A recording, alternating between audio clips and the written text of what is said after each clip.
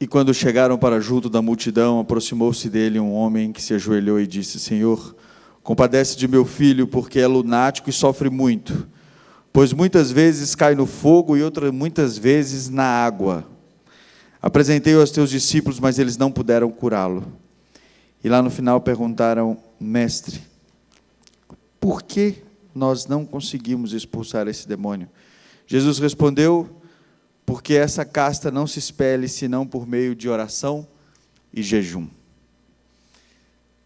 Irmãos, eu queria falar um pouco da oportunidade que vocês estão tendo nesse dia. Eu estava conversando com o pastor e dizendo para ele: pastor, vamos parar de falar em refeitório, vamos parar de falar em intervalo, um vídeo para vocês irem almoçar, etc. Eu acho que nós temos que entender a oportunidade que a igreja está nos dando hoje. Eu tenho ido para essas vigílias no Brasil inteiro. Nós chamamos essas vigílias durante o dia de Vijobes, que é vigília, jejum e oração em busca do Espírito Santo. Sabe, irmãos, a proposta para nós hoje é que ninguém vai almoçar em casa.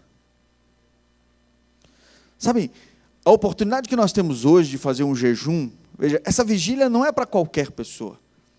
Essa vigília é para quem tem meta.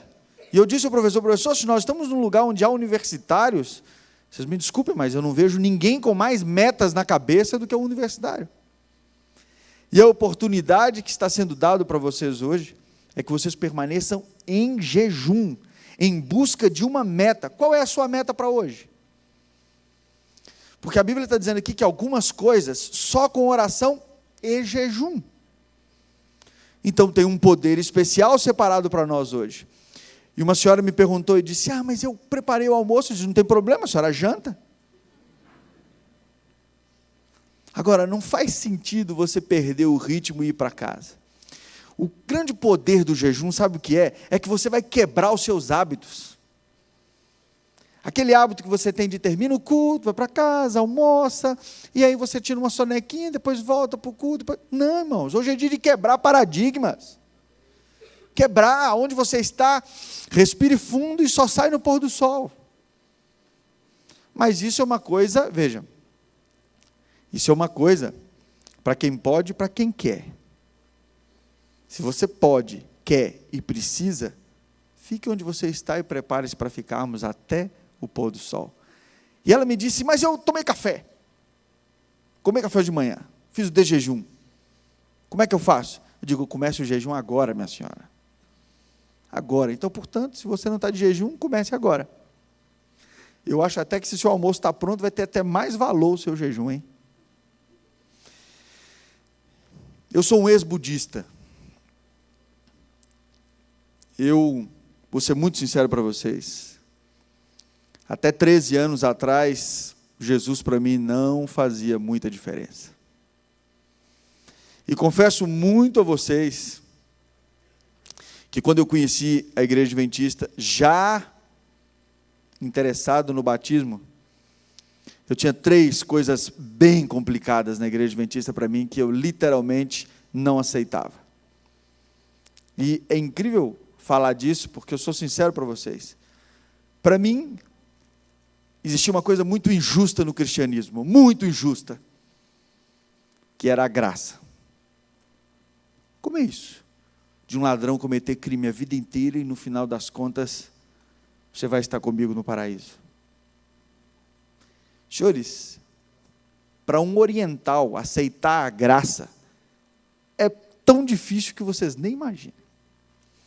Coisas que nós estamos tão acostumados, né? Jesus vai fazer por você, Jesus, para alguns, isso é o cúmulo da injustiça.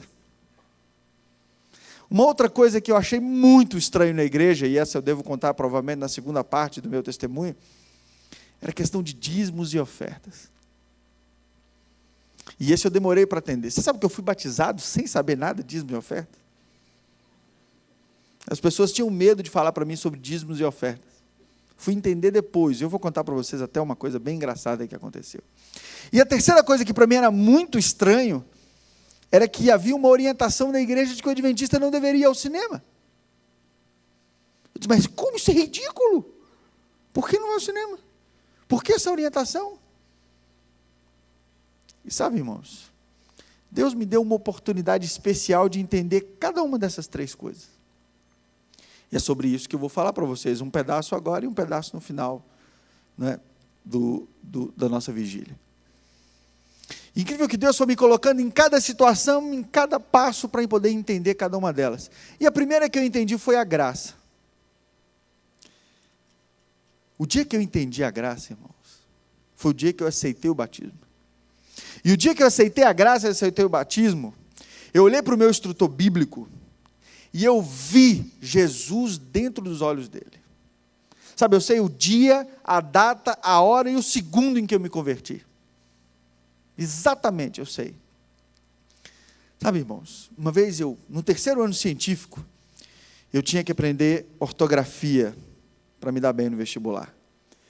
E eu, apesar de ser budista, peguei a Bíblia e disse, vou ler esse negócio tudo, porque tem umas palavras difíceis aqui. Peguei a tradução mais difícil que tinha, disse, vou ler tudo. Eu tinha uma mesa de fórmica, e aí eu ia anotando todas as palavras difíceis e anotava ao lado o significado delas.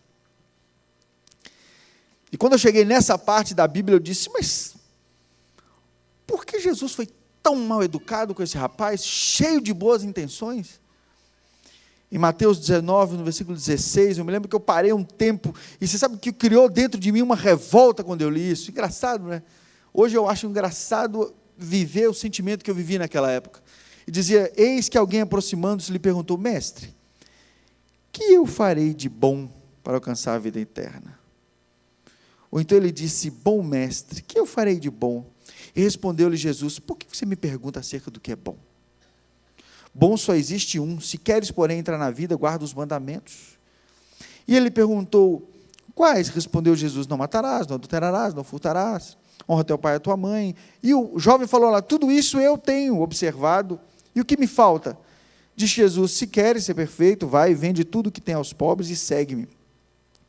Tendo, porém, ouvido essa palavra, retirou-se triste, porque, por ser dono de muitas propriedades, eu disse, está certo, ainda bem que ele foi embora. Imagina que absurdo isso. Chegou ali cheio de boa vontade, perguntou a ele, o que eu podia fazer? E Jesus tratou ele tão forte, por que você está me perguntando acerca do que é bom? Bom só é Deus. E sabe, irmãos, demorou para mim entender aquilo. E um dia, eu conheci um pastor, e o pastor contou a história dele. E quando eu ouvi a história daquele pastor, era a história desse jovem. Era a mesma história. Com uma diferença, ele entendeu o que Jesus estava querendo dizer para eles. E eu entendi por que eu fiquei com tanta raiva naquele momento, porque eu me identificava com esse jovem. Meu pai faleceu quando eu tinha 14 anos. Com 15 anos eu assumi todos os negócios dele. Com 15 anos eu operava na Bolsa de Valores.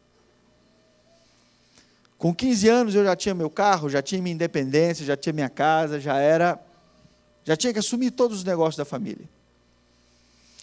E tudo o que eu fiz na minha vida, eu construí. Eu construí. Aos 18 anos, eu era um dos maiores distribuidores de café do Nordeste, apesar de ser de Belo Horizonte, apesar de ser mineiro. Distribuía café em toda aquela região. Tinha máquinas espalhadas em vários lugares. Montei 5 cafeterias, muitas lojas, algumas lojas em shopping center. Aos 18 anos eu tinha minha vida totalmente independente. E eu tinha construído as minhas coisas. E na minha religião, naquele momento em que eu me sentia seguro, feliz, estruturado, eu fazia a minha paz. Se eu fizesse alguma coisa de errado, eu tinha que corrigir. Se eu fizesse alguma coisa de certa, aquilo para mim era crédito. Vocês já ouviram falar de karma e dharma? Já viu? Algumas pessoas podem assim olhar para outras e dizer assim, você é o karma da minha vida, né? Não sabe nem o que está falando. Karma e dharma. Vocês sabiam que a maioria da população mundial acredita em karma e dharma? A maioria da população mundial acredita que os atos positivos que ele faz traz coisas boas para a vida dele, e as coisas negativas que ele faz traz coisas negativas para a vida dele, e ele traz isso para dentro da religião também. E sabe o que me deixou mais triste? Eu comecei a perceber que dentro do nosso meio, muitas pessoas, sem saber, acreditam em karma e dharma.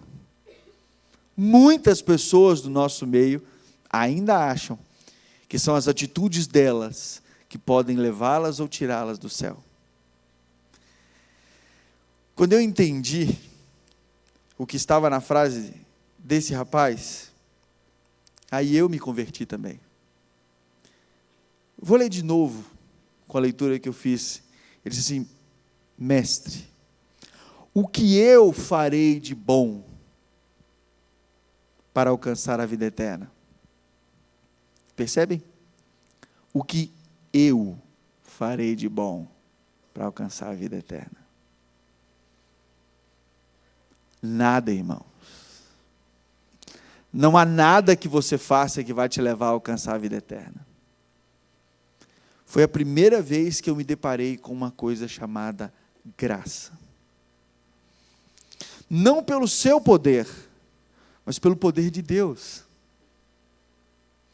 Irmãos, o dia que eu entendi que não eram os meus atitudes que me levariam para o céu, não eram os meus méritos que me levariam para o céu, eu senti pela primeira vez paz. Paz. E quando eu senti aquela paz, eu me agarrei àquela paz. Sabe por quê? Quando eu entrei na igreja adventista, eu entrei para tirar alguns amigos meus. Eu não vim para a igreja adventista para ser adventista. Nunca foi minha intenção ser adventista. Eu entrei na igreja e confesso a vocês que eu estudei muito para tirar esses meus amigos da igreja. Muito. Na classe das visitas de sábado, eu ficava e a discussão era intensa com a professora. A minha intenção era tirar aqueles meus amigos, mostrar para eles que a igreja era um instrumento de alienação. Que a igreja era um instrumento de manter as pessoas calmas, controladas. Não é? E sabe que eu cheguei para um pastor, vocês conhecem o pastor Moura, na época era o pastor da igreja. Eu disse para ele: pastor, me diga uma coisa, qual é a base da doutrina dos adventistas do sétimo dia? Ele me disse: todo verdadeiro adventista tem que ter lido 71 livros. 71, irmãos. Senão, não é um verdadeiro adventista. Eu digo: pois não, quais são os livros? Primeiro os 66 da Bíblia. Eu digo: opa, já avancei bem aí, né? Primeiro os 66 da Bíblia e os 5 da série Conflito. Patriarcas e Profetas, Profetas e Reis, Desejar de Todas as Nações, Atos dos Apóstolos e o Grande Conflito. Então eu comecei a minha leitura, irmãos. Lendo, porque o meu objetivo era tirar aqueles meus amigos da igreja, e eu não podia perder tempo, senão a lavagem cerebral para eles seria muito forte, eles não conseguiriam mais sair. E aí eu comecei e li a série Conflito toda, em um ano. Toda. Irmãos, você sabe que quem começa dando estudo bíblico, começa falando sobre a Bíblia, sobre a volta de Jesus, e deixa Ellen White lá para o final, né? Eu nunca começo um estudo bíblico sem falar primeiro sobre ela. Meu primeiro estudo bíblico é sobre o Espírito de Profecia. Sabe por quê? Porque quando eu terminei de ler o Grande Conflito, era impossível não ser adventista do sétimo dia. Sabe, eu passei durante um ano uma luta intensa para aceitar a graça de Deus. Eu era o tipo da pessoa que vocês olhariam e diziam assim: esse jamais vai ser um cristão.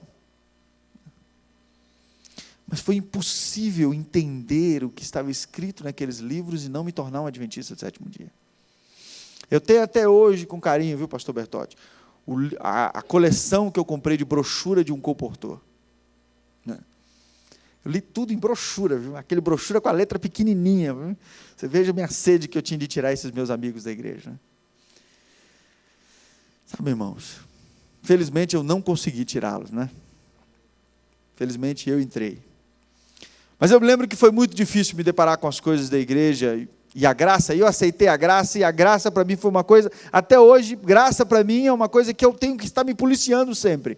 Porque de vez em quando, né, principalmente a gente que trabalha para a igreja, está ali, e aí às vezes muita gente elogiando, inclusive eu queria até corrigir, o maior cargo que eu tenho nessa igreja chama-se Irmão Luíde. porque foi o dia que eu me tornei o irmão Luíde que eu aceitei a graça. Esse é o cargo mais importante que você pode ter nessa igreja. É de irmão e irmã. E sabe, de vez em quando eu me policio para não me empolgar, porque o cargo mais importante que eu tenho é irmão e irmã. Porque é com esse cargo que nós vamos para o céu. Amém? E sabe que tinha um pastor na minha igreja. Você sabe que eu creio muito na unção dos pastores. Eu gosto de defendê-los por isso, porque eu creio muito na unção sobre eles. E tem uma parte da Bíblia em Hebreus que diz que Jesus é o fiador dos pastores. Então eu não me preocupo com o erro de pastor. Porque se eles errarem, Jesus é o fiador. Entendeu? Então, se um pastor cometer um erro com você, dê graças a Deus, porque é Jesus que vai pagar a dívida. Jesus é o fiador. Depois Jesus se acerta com ele. Mas com você não tem que se preocupar, você tem que confiar. Eu confio cegamente nos pastores. E é por isso que eu sou um bom advogado de pastor, porque eu creio na unção que está sobre eles. Creio na unção que está sobre eles. E vejam que esse pastor olhou para mim e disse assim: Luíde, está tendo um encontro ali, que o campo está organizando ali, que a associação está organizando, e eu preciso que você vá representando a igreja. Imagina, eu tinha 2 meses de batizado, né? E ninguém tinha falado comigo ainda sobre dízimos e ofertas, então eu não passava assim, para mim era igual a igreja católica, dava uma moedinha ali, o que sobrava, etc. E sabe qual era o evento, irmãos? O evento era o encontro de tesoureiros.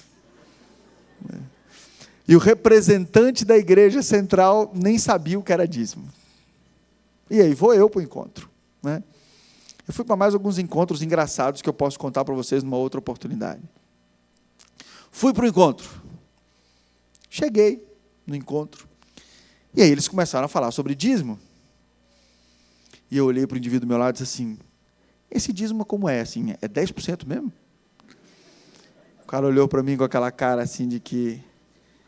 Ele disse... Não, a proposta aqui... Ele achou que eu estava perguntando do segundo dízimo, né, daquela teologia e tal. Eu disse, não, a proposta aqui é que a gente entenda um pouco mais profundo como foi dizer assim. Não, eu estou perguntando assim, quando você ganha o salário é 10%? Aí ele disse, isso mesmo, 10%. Eu digo, mas que carga tributária alta esse negócio aqui? 10% de tudo que eu ganhar?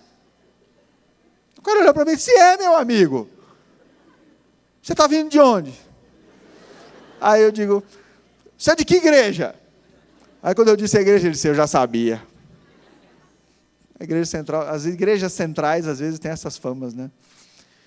E eu disse, e aí vem um senhor dar uma palestra, um senhor já de muita idade, e ele disse que devolvia 90% e vivia do dízimo.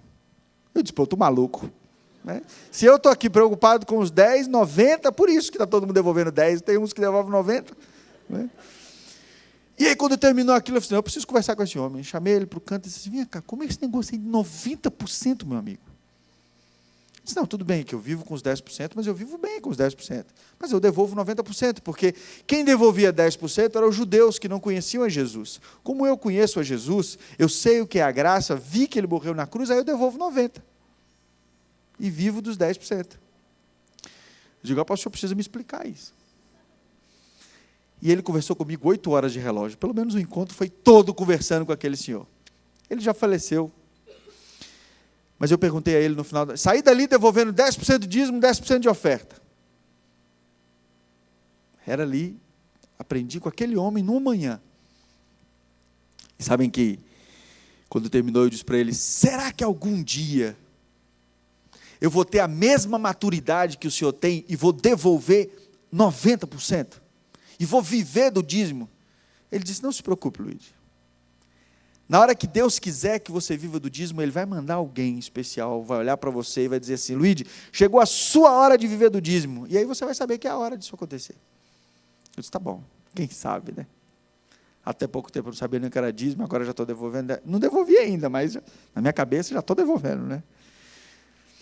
Irmãos, a minha vida na igreja foi muito difícil, porque imagine, eu era muito respeitado pela minha família, pela religião que eu tinha. E foi engraçado o meu contato com a igreja, porque eu não tinha nenhum problema financeiro, muito pelo contrário, financeiramente eu estava muito bem estruturado. Eu não tinha nenhum problema espiritual, muito pelo contrário, eu achava que eu estava espiritualmente bem estável e sempre orientava as pessoas que estavam ao meu redor. Não é? Eu achava que eu estava bem tranquilo, não é?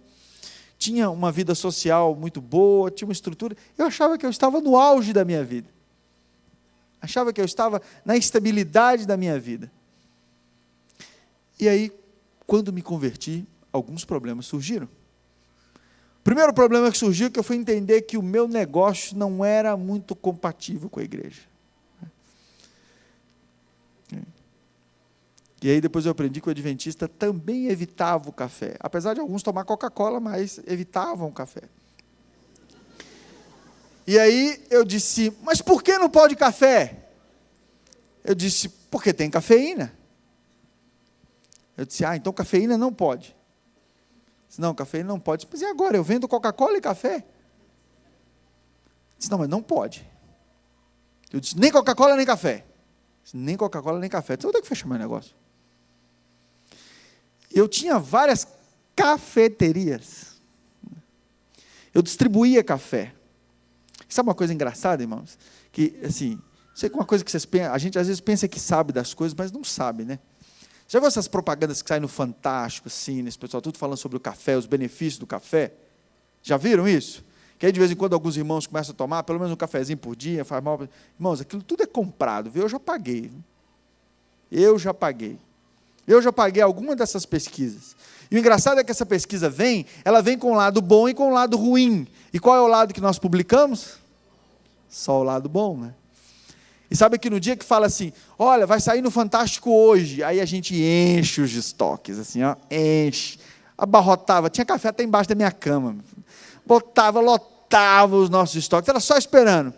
Saía no Fantástico, dizia café Fabinho para a saúde, no outro dia de manhã o telefone não parava, todo mundo comprando, era uma alegria, né? Vendia que era uma beleza, porque todo mundo enganado, né? O pastor falou antes aqui do engano, todo mundo enganado. Mas muito bem. E aí tive que fechar o meu negócio. A minha família entrou em paranoia. Se você é louco, você vai fechar por causa de uma religião, você nem sabe se você vai ficar. Eu digo, sei, porque não dá para sair mais. Não dá, irmãos, ó. O indivíduo pode ser ex-adventista e ateu. Agora, ser ex-adventista e outra coisa é porque ele não foi adventista. Não foi adventista. Não tem como. Porque ser adventista e deixar de ser adventista, não dá, é incompatível. Então, não dá. Né? Albert Einstein disse que a mente que se abre para uma nova ideia nunca mais volta a ser o que era antes. Eu acompanho alguns amigos que saíram da igreja, mas é incrível como eles não conseguem sair da igreja, né? Como eles não conseguem sair de Jesus. Eles até saem, mas Jesus não sai dele. Porque, veja, antes de você conhecer Jesus, você ia lá, tomava um drink com os amigos, né?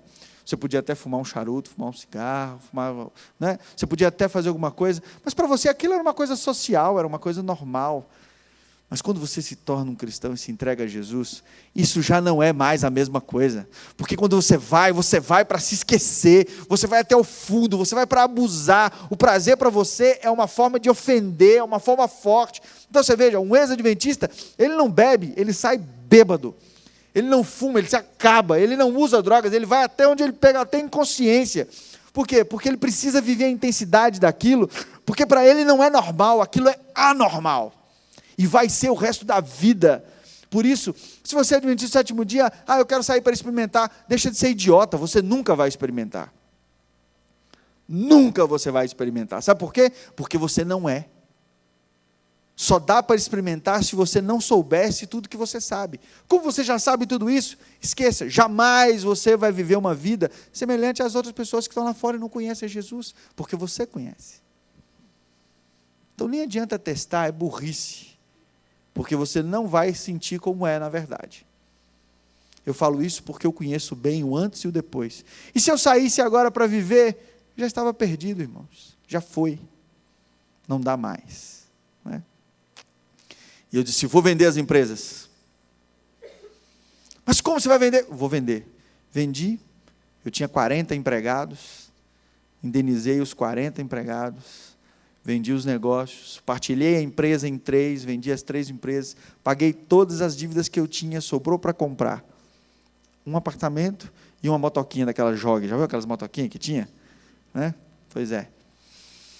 E fui ser estagiário do Tribunal de Justiça ganhando R$140 por mês. Devolvia R$14 de dízimo, R$14 de oferta. Guardo com carinho até hoje o meu primeiro cartão. Enquanto os colegas faziam estágio por treinamento, eu fazia estágio por sobrevivência. Isso foi uma época boa da minha vida, porque eu aprendi muito a lidar com o miojo, né? E eu quero dizer para vocês que miojo é uma coisa incrível, é um case econômico, porque o preço que eu comprava o miojo 12 anos atrás é o mesmo preço que eu compro o miojo hoje. Né? Então, assim, o miojo é uma coisa que precisa ser estudada na faculdade de contabilidade, administração de economia. O que eles fazem com aquela coisa, né? Com aquele alimento tão nutritivo, né? Que tanto tempo não sofreu nenhum tipo de efeito, nenhum tipo de influência. Assim, o negócio. É uma coisa incrível o miojo, né? E eu me lembro que a minha lista de compras, hoje eu fico olhando a minha lista de compras e digo, para que isso tudo? Eu digo para minha esposa, minha filha, para que isso tudo? Que tanta coisa, que coisa complicada essa lista, né?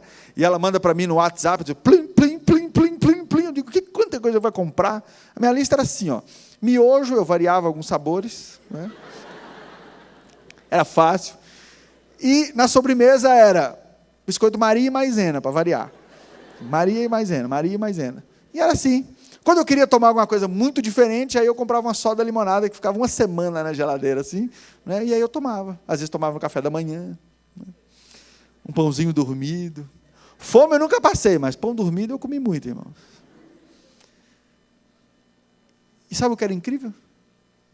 Era incrível acordar de manhã e sentir a graça de Deus. Sabe por que eu me dei bem na vida, irmãos? Porque Deus teve que me mostrar que não era o que eu tinha que era importante. Que não era eu que iria para o céu. Era Jesus que ia me levar para o céu. Sabe? E o legal é que foi tudo intencional. E os momentos mais felizes da minha vida foram os momentos que eu vi assim, ali, naquela situação. Era incrível devolver R$14 de dízimo, R$14 de oferta e viver com a diferença. Era incrível. E por isso que eu sou muito tranquilo com tudo que eu faço até hoje. Porque eu sei que eu preciso de pouco para ir para o céu. Eu só preciso de Jesus.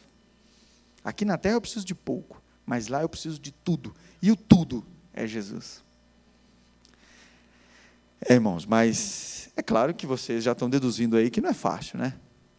Não é fácil para alguém que tinha toda a sua independência, toda uma vida financeira, toda uma estrutura. A minha família, imaginem, a minha família, eles faziam questão de não fazerem nada diferente por mim. É uma luta, foi uma luta muito grande lidar com isso. Foi uma luta muito grande chegar nas festas de família e as pessoas optarem por nem conversarem comigo. Foi uma luta me tornar um adventista do sétimo dia. E sabe que quando chegou no final do curso, demorou para a universidade entender que eu era adventista do sétimo dia, eu era o presidente do centro acadêmico. E eles achavam que eu estava tirando onda com os adventistas. Eu tive que perder algumas provas no sábado para o pessoal entender que eu realmente era adventista do sétimo dia. E aí as coisas começaram a mudar. Quando eu me formei, você sabe que o administrador, inclusive eu quero até corrigir o pastor aqui hoje de manhã, porque ele se equivocou numa coisa muito importante, ele esqueceu de falar assim, se você estuda direito, você tem um advogado. Né? Faltou uma profissão, né? Faltou uma profissão. Se você estuda direito, você tem um advogado, que Jesus é o nosso maior advogado, né? Eu até disse lawyer aqui, mas acho que ele não entendeu, né? Vejam, quando o arquiteto se forma, ele é arquiteto. Quando o engenheiro se forma, ele é engenheiro, não é verdade? Quando o médico se forma, ele é médico. Né? E quando o estudante de direito se forma, ele é desempregado. Né? Ele não é nada. Porque ele não passou na OAB, ele não é advogado. Ele não fez concurso para juiz, não é juiz. Não fez concurso para... não é nada. Então, desempregado e bacharel em direito, só tem a diferença as dívidas para pagar no NASP. O resto, não tem diferença. Muito bem. E aí eu comecei a entender o que era ter Deus como parceiro. E sabe que nós na igreja, nós temos assim, geralmente nós somos 8 ou 80. nós somos contra a teoria da prosperidade, e estamos certos em ser contra a teoria da prosperidade. Mas às vezes nós esquecemos de incentivar os membros de que a doação sistemática de dízimos e ofertas pode ter um efeito especial em você. E pode mudar a sua vida. E as ofertas de sacrifício podem alterar as nossas vidas. Não é tomar lá da cá, é estabelecer com Deus uma relação íntima, para ser com Ele e Ele com você. E eu tinha essa relação, imagina, ganhando R$140, depois dando 10% de dízimo, 10% de oferta, e eu agradeço até hoje por isso, porque quando eu comecei a ganhar um pouco mais, eu continuei sendo fiel, por quê? Porque desde o pouco eu já era. E sabem que, quando eu me formei ali, desempregado, pela primeira vez eu comecei a sentir Deus agindo. E aí, eu fui procurar um emprego. E naquela manhã, a filha de um dos grandes advogados do estado chegou para o pai dela e disse: pai, tem um menino que está se formando, que é presidente do centro acadêmico, tá? Ele já foi empresário, já tem uma experiência. E ele fala bem, ele queria ser advogado. Por que você não contrata ele?